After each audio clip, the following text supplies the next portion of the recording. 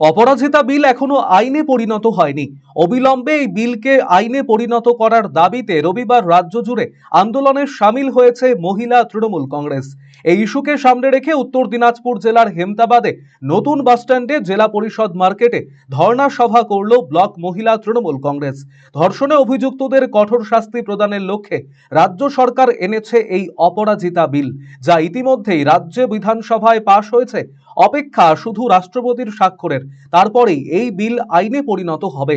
এই কর্মসূচিতে উপস্থিত ছিলেন জেলা পরিষদের কর্মাধ্যক্ষ সেলিমা খাতুন, মহিলা তৃণমূল কংগ্রেসের সভানেত্রী সুরাইয়া বেগম, তৃণমূল কংগ্রেসের হেমতাবাদ ব্লক সভাপতি আশরাফুল আলী, ব্লক সহ সভাপতি মুজিবুর রহমান, তৃণমূলের জেলা নেতা মুজাফফর হোসেন সহ অন্যান্যরা।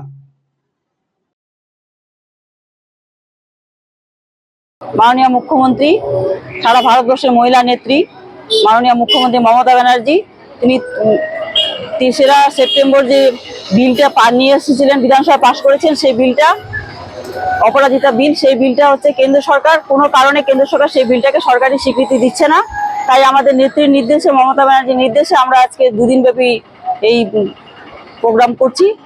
গতকাল আমাদের মহিলা মিছিল হয়েছে, আজকে আমাদের মহিলা ধর্ণা মঞ্চে চলছে। সরকার অতি শীঘ্র এর যদি সরকারি স্বীকৃতি না দেয় তাহলে আমাদের আন্দোলন আরো চলবে।